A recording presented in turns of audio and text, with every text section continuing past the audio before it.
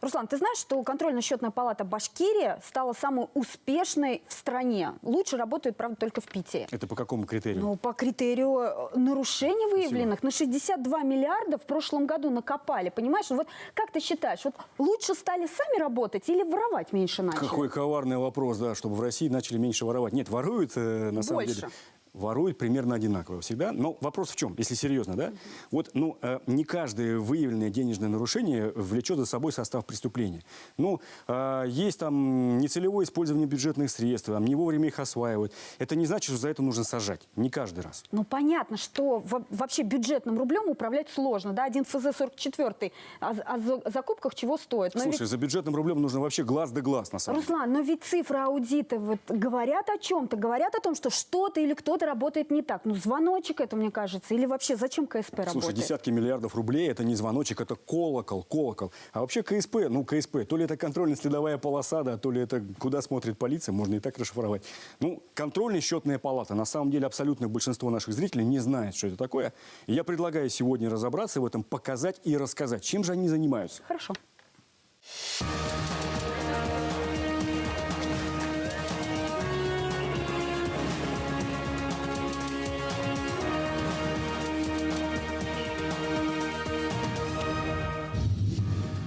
Масштабы, конечно же, пугают. 80 миллионов рублей кануло сюда, как в бездонную пропасть. Не существует сроков давности по таким делам. Безнаказанность порождает зло. Любой бумаге нужно приделать ноги. Ему не объяснили, что бюджет – это не его личный кошелек? Создалось впечатление какого-то дикого трэша. Каждый бюджетный рубль, каждая бюджетная копейка, она должна жестко контролироваться. Если в бухгалтерии все абсолютно чисто, то что-то здесь не так, скажет вам любой налоговик. Но когда финансовые нарушения идут на миллиарды рублей, да еще, к примеру, на таком стратегическом для Уфы предприятии, как водоканал, это из ряда вон. Так или иначе, ответить за каждый бюджетный рубль придется.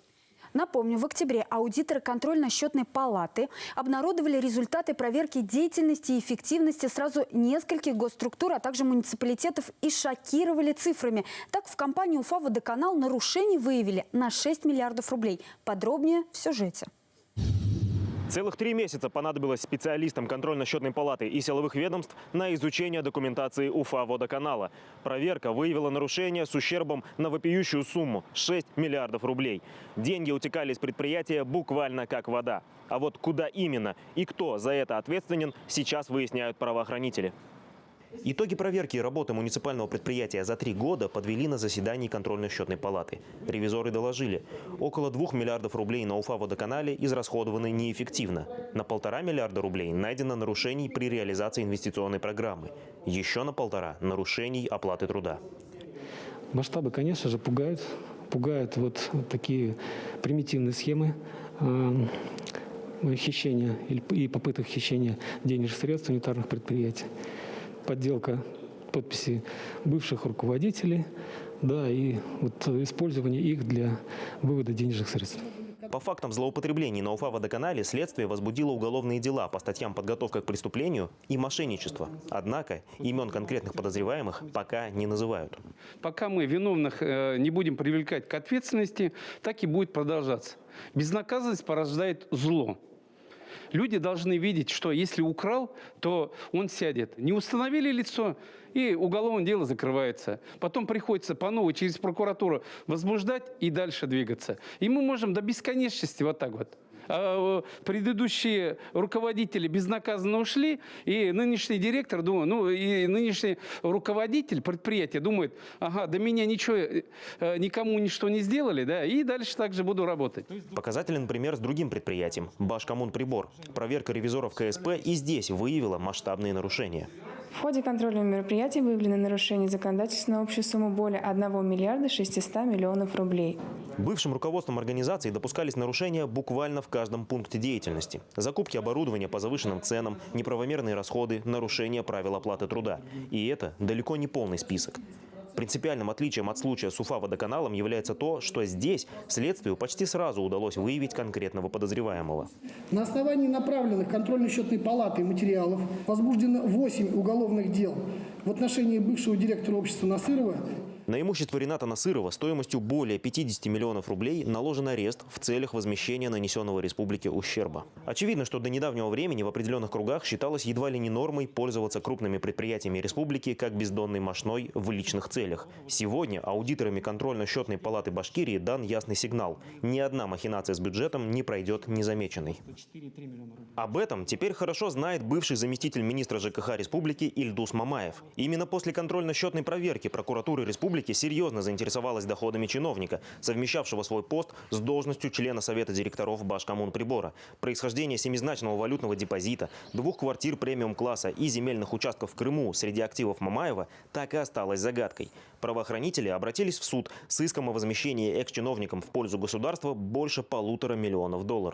Что касается Башкоммунприбора, то складывается ощущение, что руководство этого Башкоммунприбора воспринимало эту организацию как некую свою вотчину, на которой что угодно то и творят. В 2019 году аудиторы КСП Башкирии побили рекорд и стали вторыми в России по объему выявленных нарушений. В сумме речь идет о 62 миллиардах бюджетных рублей, которые были использованы не по правилам, либо незаконно. Счет выявленных нарушений идет на миллиарды рублей, но не всегда это влечет за собой громкие судебные разбирательства или уголовные дела. Из чего складываются такие суммы? Воровать стали больше или лучше работают ревизоры? Чем занимается контрольно-счетная палата республики? В чем ее миссия и задачи? Какие трудности приходится им преодолевать, перелопачивая тонны отчетов и документов? Эти и другие вопросы обсудим сегодня с Алсу Сликаевой и нашими гостями в студии, честно говоря. Итак, Владимир Малков, аудитор контрольно-счетной палаты Республики Башкортостан. Азамат Галин, член Совета по правам человека при главе республики, правозащитник и предприниматель. И Салават Харасов, депутат Курултая Госсобрания Республики, руководитель комитета по здравоохранению, социальной политике и делам ветеранов. В прошлом много лет возглавлял контрольную счетную палату республики. Здравствуйте, уважаемые гости. Владимир, скажите, пожалуйста, у вас есть какой-то план или перечень предприятий, да, по которым вы проводите проверки? У них на 5 лет он вперед расписан. Мы работаем только на основании плана. План формируется, исходя из предложений правительства, администрации главы Курултая Республики, Госсобрания и по результатам применяемого нами риск-ориентированного подхода. Вот давайте про Уфа-водоканал. Вот то, что там произошло. Если мы говорим про конечный результат вот для обычных людей, да, вот что они недополучили? Ну, можно говорить о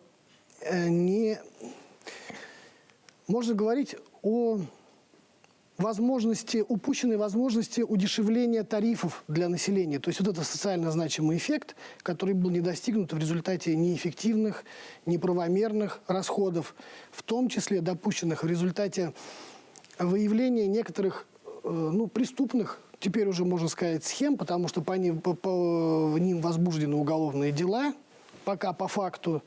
Вот. Но надеемся, что виновные лица будут установлены и привлечены к установленной законной Хорошо, Владимир, вот мне просто интересно, да, если руководитель какой-то организации заранее знает, что у него будет проверка, потом приходит проверка в вашем лице, и там выявляется на нарушение на сотни миллионов рублей. Это как расценивать? Но первичку-то не поменяете. Да, первичная документация не поменяется уже. То есть то, что было сделано, оно было сделано, документальный след остается, и нам остается только зафиксировать факт нарушения и констатировать его. Надо еще найти.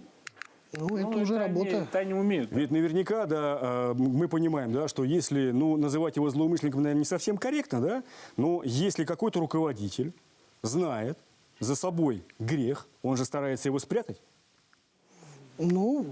Что, скажет, это невозможно? Нет, это невозможно, потому что если, допустим, деньги уходят на какие-то... Они по каким-то признакам смотрят определенным, да, на обнал, не обнал, то есть наличие там ценностей, есть они, нет. То есть у них есть критерии, они смотрят, то есть и они по этим критериям очень быстро выявляют. Соответственно же вы работаете тогда в тесном взаимодействии с налоговыми органами, да? То есть они умеют это выявлять. То есть, с кредитно-финансовыми учреждениями, не спрячешь. Деньги же сейчас не носят в мешках, в портфелях, да, деньги уйдут через банк, то есть и там они, все эти следы остаются. Тут другое дело, понимаете, вопрос-то в чем? Вопрос в том, что, допустим, руководители этих предприятий научились, скажем так, вот прятать, как вы говорите, да, вот эти вот операции с, ну, скажем так... Маскировать. Маскировать, да. Вот я один могу такой пример привести. Это, значит, несколько лет тому назад, значит, мы как бы всегда мониторим закупки. Несколько лет тому назад в глаза бросилась такая закупка. Значит, одна из больниц города Стерлитамак закупала на большую сумму, а сумма была где-то около $500 000 рублей, рекламу в картах. То есть вот, имеется в виду реклама в интернет-картах. То есть для чего, спрашивается, значит, городской больнице реклама в интернете, да еще в картах. Соответственно, мы обратили внимание, взяли техническое задание, распечатали техническое задание, начали сопоставлять. И нашли предприятие, которое оказывает услуги идентично тому техническому заданию, которое было опубликовано на этой больнице. То есть, как бы формально, с точки зрения, наверное, бюджетного законодательства, с точки зрения как бы их смет, нарушений нет. Да, деньги перечислены, услуга оказана. Так же, да, получается? Вот. Но по сути-то, значит... Эффективности там никакой. Вот. То есть вопрос касается эффективности, и вопрос касается того, что, скорее всего, вероятно, эти денежные средства... Ушли в аффилированную организацию. В аффилированную организацию. Ну, мы это понимаем, но если мы не можем доказать, тогда сложно очень привлечь к ответственности. Вообще, вот, Салават Фатахович, вот по вашему опыту, да, что испытывает ревизор, аудитор, когда он понимает после проверки, что деньги увели, деньги украли, но привлечь к ответственности не получается? Вы знаете, вот, Руслан, вот немножечко у нас крен, конечно, такой в криминальную сторону пошел. Государственный финансовый аудит внешне – это совсем другая история. Даже и Азамат говорит о частных случаях, они не такие уж постоянные. Да. И суммы вот этих вот нарушений, которые многие люди ведь думают, что это столько денег украдено, Да, и никто не наказан, да. никто не сидит. Это совсем не так. Основные суммы нарушений, которые вот выявляет Счетная палата, складываются из порядка и правил использования бюджетных средств. Нарушение финансовой дисциплины? К примеру, вот строится Конгресс-холл, да? Стоимость его многомиллиардная. Срок сдачи там 1 декабря, к примеру, там какого-то 2015 года, да? А он был сдан на 3 месяца позже. И это по стандартам контрольно-счетных органов является нарушением использования бюджетных средств. И вся эта сумма становится суммой нарушений. И из них основные суммы нарушений складываются в области строительства, дорожного, ну там, где бюджетоемкие. Если выявляются факты вот такие использования такого грубого нарушения, где есть умысел, но Счетная палата не тот орган, который доказывает умысел. Счетная палата обязана, согласно законодательству, все материалы проверок, где находятся такие вот нарушения, передавать в правоохранительные органы. Но и там уже правоохранительные органы принимают, дают, вернее, правовую оценку. Либо о возбуждении дела, либо отказе в возбуждении. Я хотел бы еще добавить, что экономические вопросы, они достаточно сложные в понимании. Конечно, я понимаю, что и у правоохранительных органов тоже есть проблемы с кадровым составом, образовательным потенциалом и так далее. И вот практика такая была, я думаю, что она осталась, что уже руководители техпроверок, аудиторы, юристы Счетной палаты приходили, и они помогали уже следователям. Спасибо, мы вернемся к разговору буквально через несколько минут. Деньги в казну в виде налогов платим мы все. Как их тратят, эффективно или нет, касается тоже всех нас. На что именно должны обращать внимание контролеры, проверяющие расходование денег налогоплательщиков? Мы спросили наших экспертов. Нарушение закона из благих побуждений просто не может быть. Что касается тех сумм, которые мы выявляем, мы работаем в соответствии с классификатором, который разработан на основе классификатора Счетной палаты Российской Федерации. Поэтому все те нарушения, которые мы указываем, они строго регламентированы. Что касается состава этих нарушений, Кудрин в своем выступлении в начале года говорил, что за 2019 год Счетной палатой Российской Федерации было выявлено более 800 миллиардов нарушений. При этом около 2 миллиардов только можно рассматривать как нарушения, за которые могут последовать уголовные наказания. Примерно схожая пропорция наблюдается и у нас. Да, есть нарушения, как вы говорите, 44-го ФЗ, то здесь мы видим нарушения как в процедуре закупок, так и в сознательном дроблении или в сознательном уходе от этих процедур. Общественный совет при МВД Республики, как и многих граждан, интересует, что происходит с результатами проверок, которые проводит Счетная палата, какие решения, куда, что. потому что порой в их отчетах звучат довольно-таки внушительные цифры, довольно-таки серьезные факты нарушений. Но, как мне кажется, что надо отделять, имеется ли место коррупция, хищение, либо это какие-то нарушения финансовой дисциплины. Мы сами с вами понимаем, что существует очень много законов, подзаконных актов, которые регламентируют расходование бюджета. И иногда выполнить поставленные задачи и не нарушить вот эти существующие правовые нормы бывает очень сложно. У контрольной счетной палаты есть полномочия проверять бюджетные средства чьи? Какие? Федерального бюджета, местных бюджетов. Бюджет республики. Именно бюджет республики. То есть это в основном муниципальные органы власти, да? Нет, это государственные органы, Государственные органы. подведомственные организации и также муниципальные органы в части межбюджетных трансфертов, то есть в части республиканских средств, поступающих в муниципальные органы. Давайте вот так, допустим, да, вот вы проверили, там, не знаю, условный Уфа-водоканал, да, или Башкоммунприбор, выявили значительные нарушения. После этого сразу принимается кадровое решение, или оно принимается еще до того? Как? Нет, решение... В отношении руководителя, у которого в организации выявлено нарушение. Да. Кадровые решения контрольно-счетная палата не принимает. Кадровые решения принимают уполномоченный государственный орган, в ведении которого находится объект контроля. Контрольная счетная палата может лишь рекомендовать применить те или иные меры, подчеркиваю, рекомендовать. Рекомендовать. Да. И, соответственно, направить материалы контрольного мероприятия в правоохранительные органы для дачи правовой оценки выявленного нарушения. Салават Фатахович, ну вы много лет, да, посвятили работе в контрольной счетной палате. Вот по тому опыту, который у вас есть, какие самые основные трудности вот в этой работе? Наверное, в работе контролеров это самое главное – это перебороть себя. То есть вот очень важно здесь и не ошибиться. Не ошибиться, потому что стоят судьбы людей за твоим решением. А если ты не все выявил, не смог доказать того, что должен был в своей работе, это говорит о непрофессионализме контролера. И здесь все время такая грань между профессионализмом и человеческими качествами. Главная задача контрольно-счетных органов, особенно внешнего государственного контроля, это профилактическая работа, чтобы те пользователи финансов республики, пользователи имущества земель знали, что всегда будет профессиональный, высокопрофессиональный проверяющий, который те недочеты или ошибки, или злоупотребления обязательно выявит. И они будут обнародованы, и всегда наступят последствия. Чтобы они знали, что к ним могут в итоге прийти. Вот это главная задача, профилактическая. Понятно, спасибо. Азамат, вот есть такая очень известная фраза, ее приписывают Карамзину, когда он был долго за границей, у него спросили, как там в России, и он сказал, ну как, дороги и воруют. Азамат, скажи, пожалуйста, ты очень часто и по районам ездишь, и знаешь, как там реально обстоят дела. Балуются с бюджетными средствами на местах? Ну, вообще, вот здесь вот вопрос вы правильно поставили, да? Единственный представитель КСП так на него ответил, что, наверное, зрители не совсем поймут. То есть, как бы, что же они все-таки проверяют? Они проверяют в той части, где республика, где республиканский бюджет дает деньги.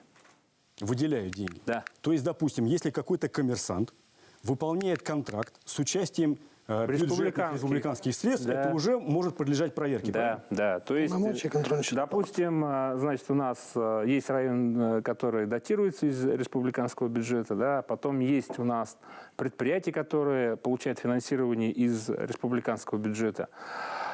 Есть там больницы, там учреждения различные, да, то есть как бы вот в этой части, когда республиканский бюджет, вот у нас депутаты принимают бюджет, там они прописывают этот бюджет, и когда эти деньги падают, допустим, вот сюда пришли на телевидение, контрольно-счетная палата может прийти и проверить, как эти деньги потрачены. В том числе и телевидение. Да, в том числе и телевидение, потому что телевидение тоже получает деньги из республиканского бюджета. Когда мы говорим о бюджетных деньгах, это вопрос такой достаточно сложный. Получается, вот если, допустим, какое-то министерство получает денежные средства, допустим, на проведение каких-либо мероприятий. Ну, допустим, Министерство спорта и молодежной политики получило денежные средства. На проведение какого-то спортивного праздника. Ну, либо соревнований, либо ШОС-БРИКС, допустим, мероприятие ШОС-БРИКС. Несколько миллиардов рублей они получили, потом Министерство молодежной политики перечисляет эти денежные средства некому фонду, фонду специальных спортивных мероприятий и сооружений. Без никаких торгов, решений, просто решением министра, тогда был Иванюта, перечисляются денежные средства в этот фонд. Дальше что делает этот фонд? Дальше этот фонд берет и денежные средства без торгов, без ничего он начинает тратить по своему усмотрению. Контрольно-счетная палата, значит, там не проверяла, контрольно-счетная палата туда не лезла. Там проверяла прокуратура, прокуратура вынесла несколько представлений, значит, о том, чтобы были устранены эти нарушения. Это событие какого года? А когда у нас ШОСБРИКС был? В 15-м году. Да, в 15 году, это вот событие 15 года. То есть это к тому, ответ на ваш вопрос, воруют ли бюджетные деньги? То есть, наверное, воруют. А в какой степени и сколько там воруют, это достоверно установить очень сложно. Слушай, вот я все-таки знаком немного со спецификой работы контрольно-счетных этих органов, да, и вот как они делились со мной, самое обидное в их работе что? Вот они приезжают на место, проводят проверку и видят, что деньги не просто неправильно потрачены, они вот бессовестно украдены. Вот у нас по этому поводу есть отличное видео из Баймака. Мы по результатам проверки съездили, сняли их. Вот этот стадион недостроенный. Это вот знаменитый стадион, о котором говорил Хабиров как раз на оперативке. Да? Там просто говорящее видео. Давай им покажем и обсудим. Обязательно посмотрите, не переключайтесь. Смотрите во второй части программы. 80 миллионов рублей кануло сюда, как в бездонную пропасть. Не существует сроков давности по таким делам. Безнаказанность порождает зло. Воровать стали больше или лучше работают ревизоры? Деньги же сейчас не носят в мешках, в портфеле. Это столько денег украдено. Да. Каждый бюджетный рубль, каждая бюджетная копейка, она должна жестко контролироваться. В эфире БСТ программа «Честно говоря». И сегодня мы обсуждаем работу контрольно-счетной палаты республики. Контролю подвергаются не только отдельные предприятия с госучастием, но и, как мы уже убедились, целые районы. В Баймакском районе, например, в этом году аудиторы выявили нарушения на общую сумму в 5 миллиардов рублей. Что именно там произошло, давайте посмотрим и обсудим. Стадион «Труд» в Баймаке стал настоящим памятником человеческой безалаберности или чиновничьей вседозволенности. 80 миллионов рублей кануло сюда, как в бездонную пропасть. Конечно, без следов совсем не обошлось. И то, что вы видите за моей спиной, прямое тому доказательство. Грязь, плесень, дыры на потолке. Обычно так выглядят объекты, отжившие свой век и предназначенные под снос. Но этот стадион новый. Построенный еще в 2015 году, стадион так и не был введен в эксплуатацию. Некачественные материалы, незавершенные монтажные работы и первый же снегопад обернулся настоящей катастрофой. Разрушения, которые вы видите, это результат воздействия влаги, что проникает здесь повсюду. Кто-то очень неплохо наварился на строительстве, а у разбитого корыта, то есть стадиона, оказались простые жители. Есть неудобства, конечно, нахождение опасно для детей, особенно для детей опасно, потому что без сопровождения родителей, в принципе, не сданному объекту невозможно ходить пока. И где-то отлетается, где-то там ямы появляются. Крыша не отвалился, она начала вырывать. Сейчас начали демонтировать его. Грибок все основание жрет этого стадиона полностью. По футбольному полю. Там дренажа нет. Дренаж осенью, весной там играть невозможно. Проблема привлекла самое пристальное внимание руководства республики. Главу района сменили, перетряхнули всю администрацию. Но ВОС и ныне там. По итогам экспертизы, проведенной новой администрацией района, поднятие стадиона из свежевозведенных руин обойдется бюджету еще в 10 миллионов рублей. Это еще оптимистичная оценка, с учетом того, что в объект уже вложено больше 80 миллионов. Полностью было обследованы все перекрытия, кровля, внутренние стены, и все остальное. Ведутся работы по внутренним, получается, снятию гипсокартона, демонтаж гипсокартона. Меняется перекрытие, металл, на кровле, гидроизоляция, и все остальное потихоньку. Название стадиона «Труд» стало нарицательным для сотрудников контрольно-счетной палаты, которым стоило немалого труда добиться возбуждения уголовного дела по факту выявленных нарушений. И это при том, что при проведении самой аудиторской проверки пришлось преодолеть немалое сопротивление прежней районной администрации. В итоге проверки по фактам хищений на стадионе «Труд» было возбуждено уголовное дело. Прошло 1,5 года. То, что ответственные до сих пор не понесли наказания, удивительным кажется только для столичных ревизоров. Местные жители говорят, что никакого чуда нет. Достаточно вовремя сводить в баню нужного прокурора или следователя. Последние проверки, которые проводила контрольно-счетная палата. Какие объекты, организации, предприятия поразили вас в плохом смысле больше всего? Ну, в плохом смысле это, конечно, акционерное общество «Башкоммунприбор». Я говорю про проверки этого года, текущего. Уфа «Водоканал». Баймак. Баймак, проверка прошлого. Что в Баймаке там произошло? Что там происходит? Да, вот в Баймаке общий объем выявленных нарушений составил порядка 6,5 миллиардов рублей. Это как раз к вопросу о эффективности и о том, что из 6,5 миллиардов рублей свыше 5 миллиардов рублей – это расходы бюджетных процедур. То есть это формирование и доведение муниципальных заданий в отсутствии нормативных затрат. Что это означает? Простой пример на пальцах. Да? Когда я прихожу на рынок, у меня есть 100 рублей, я вижу, что лежат груши, которые стоят 10 рублей штука. Платя 100 рублей, я понимаю, что я получу 10 груш. Потому что есть некий норматив, но цена 10 рублей за штуку. Когда не установлена эта цена, я прихожу на рынок, я даю 100 рублей, я не понимаю, я получу 1 грушу, 5 или я получу половину груши. Вот там на сумму свыше 5,5 миллиардов рублей муниципальные задания доводились муниципальным учреждениям в отсутствии нормативных затрат.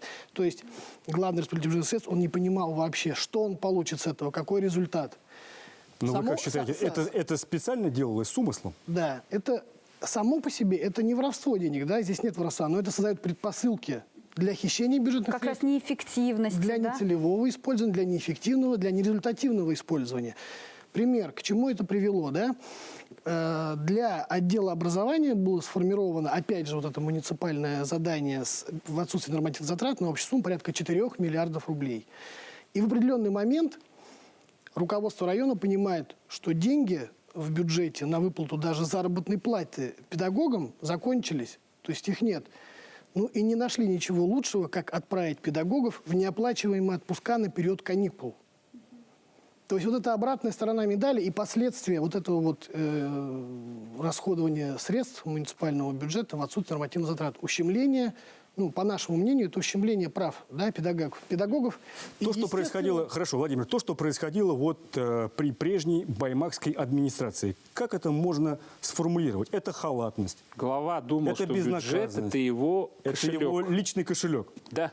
Все, вот он хотел, и как он хотел эти деньги так и тратить. Подождите, а его в смысле перед тем, как поставить туда главой, ему не объяснили, что бюджет это не его личный кошелек? Мы проверяли период, хочу подчеркнуть, с 2012 по 2019 годы. То есть это был это приличный срок. Да, это очень большой объем работы. Вот я немножко не договорил. То есть ущемлялись, на наш взгляд, права педагогов.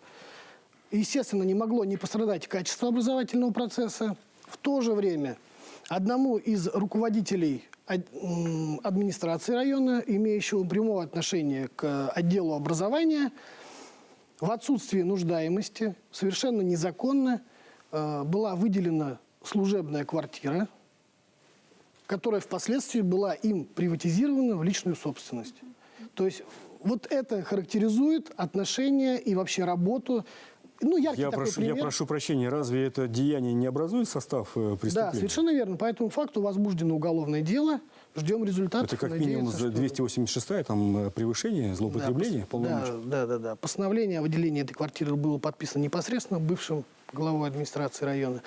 Ждем результатов. Азамат привел хороший пример, да, просто когда руководитель считает бюджетные средства своим личным кошельком и тратит их по своему усмотрению. Вот он захотел дать ему квартиру, он дал ему квартиру, потому что он считал это справедливым. Да, сходили, наверное, в баню вместе, посидели, помылись.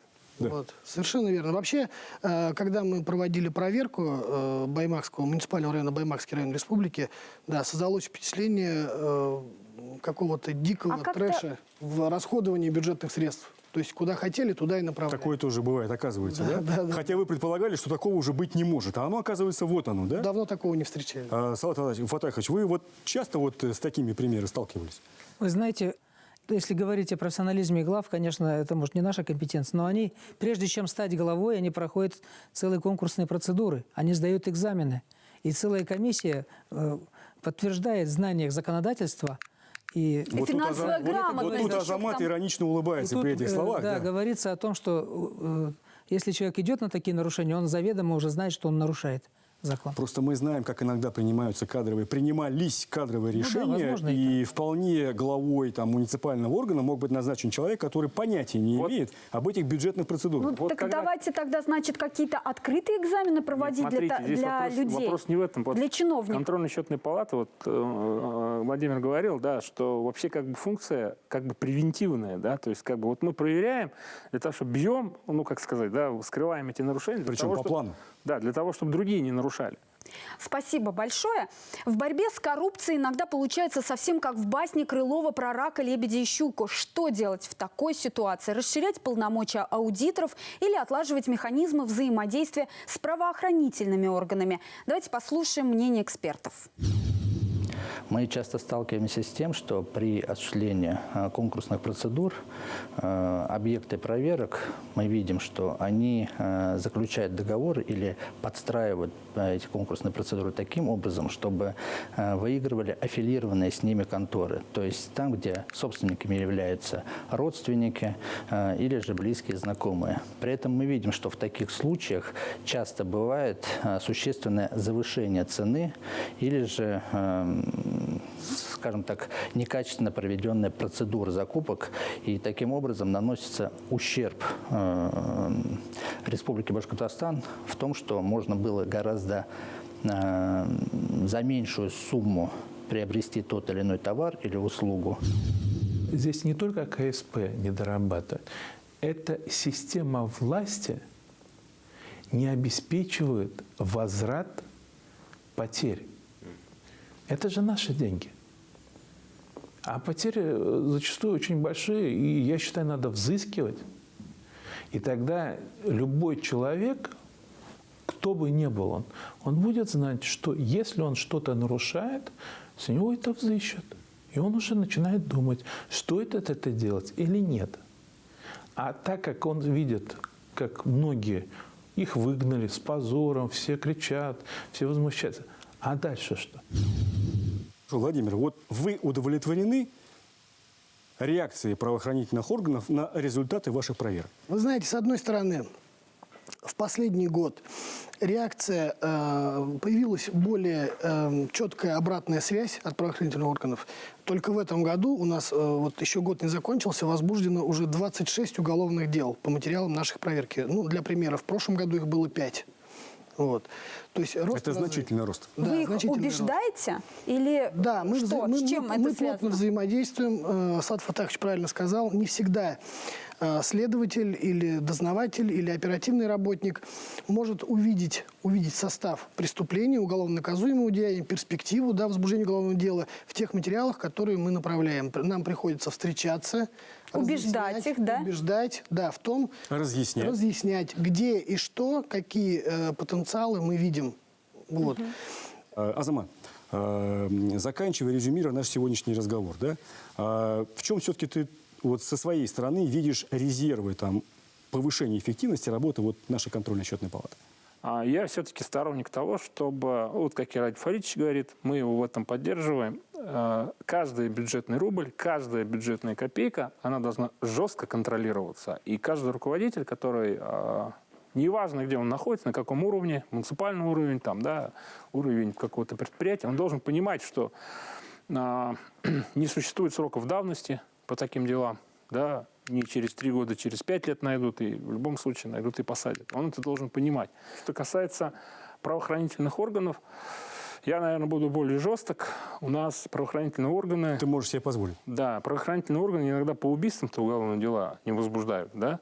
Вот, поэтому и все это происходит в том числе и потому, что зачастую сами люди, те же самые люди, которые проводят проверки, они также живут на земле, они также ходят по этой же самой земле, и, возможно, также имеют и родственные связи какие-то, да, то есть как бы и еще какие-то деловые, возможно, связи. Поэтому зачастую, да, в том числе и по Баймаку, вот мы сейчас наблюдаем, да, надо говорить откровенно.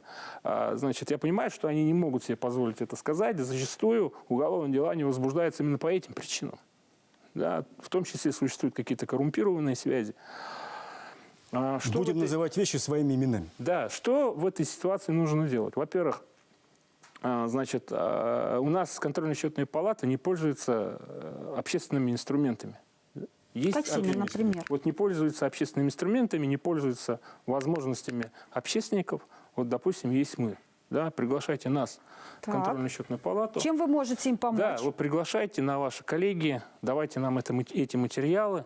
Мы будем давать этим материалам общественную оценку? Ноги. Те самые ноги. Да, те самые ноги, которых, возможно, у контрольно-счетной палаты не хватает. У нас есть очень много общественных инструментов, у нас есть советы, где мы можем, значит, выступать, значит, в том числе от имени республики, значит, с участием и прокуратуры, и в том числе с участием, значит, Министерства внутренних дел. Мы будем напрямую спрашивать. Понятно, спасибо. Тут бы добавить еще хотел... Резюмируя наш сегодняшний разговор, да, Салават Николаевич, резюмируя, что вы хотели добавить? Я бы хотел добавить, все-таки главная цель работы счетной палаты – это не то, чтобы было побольше осужденных и наказанных, а чтобы бюджетный рубль дошел до той цели, для которой он предназначен. То есть целевые индикаторы, задача тех госпрограмм, в рамках которых деньги используются, ну понятно, для чего выделяются деньги, чтобы та задача была достигнута. Чтобы люди стали лучше жить. Совершенно верно. Ну, к сожалению, наши руководители такие, да, что если не висит у него топор над головой, да, то это наша реальность, Азамат. Вот, это наша реальность, с которой надо не то что считаться. Он должен понимать, что у него там висит топор, да, что он в любой момент... Я почему и удивляюсь, что руководитель, который знает, что к нему там в этом году через месяц придет проверка, все равно эти почему нарушения нельзя выявляются? сразу эффективного руководителя ставить? Где который умеет обращаться с деньгами, умеет зарабатывать деньги? Алсу, ты иногда задаешь такие вопросы, даже я теряюсь. Я не знаю, как на них ответить, не знаю. Владимир, резюмируя наш сегодняшний разговор, коротко, вот буквально в 2 словах, да, все-таки главные цели и задачи, как вот вы видите своей работы. Главная цель и задача уже, наверное, Салават Фатахович правильно сказал, чтобы каждый рубль дошел до своей цели, не был украден, не был израсходован неэффективно. И принес пользу. Принес пользу, и через этот рубль наше общество, наши граждане... И каждый конкретный человек. И каждый конкретный человек почувствовали свою жизнь более комфортной. Но без наказания никуда. Отличные слова. Никак. Уважаемые гости, большое вам спасибо за предметный, откровенный и, главное, честный разговор. Спасибо. До свидания. Слушай, Алсу, вот мы сегодня обсуждали работу контрольно-счетной палаты, да, по сути это соблюдение финансовой дисциплины, да. Но надо понимать, что в России такое хитросплетение там положений, инструкций, законов, что если все их соблюдать вот до буквы, у нас, я тебе вот поверь, да, ни один реальный проект или дело с места не сдвинется. Руслан, так никто не спорит о том, что бюджетным рублем управлять сложно. Если речь идет о небольших нарушениях, это одно, но когда говорим о миллиардах рублей, в конце концов, значит, нужно лучше готовить управленцев. Слушай, что так закатывать глаза? Слушай, тяжело управлять бюджетом даже отдельной взятой семьи. Не мне тебе говорить. Чего уж говорить там о бюджете крупного предприятия или региона. Руслан, от отдельно взятой семьи, от его бюджета не зависит огромное количество судеб и людей. Вот тебе слово. Честно говоря, деньги счет любят, а бюджетные деньги тем более. Всегда найдутся желающие перепутать личную шерсть с государственной. Но они должны понимать, что сколько веревочки не виться, все равно в финальном акте появляется ревизор. А дальше немая сцена и казенный дом. До свидания. Берегите себя и своих близких. Смотрите, честно говоря, на канале БСТ и во всех соцсетях страны.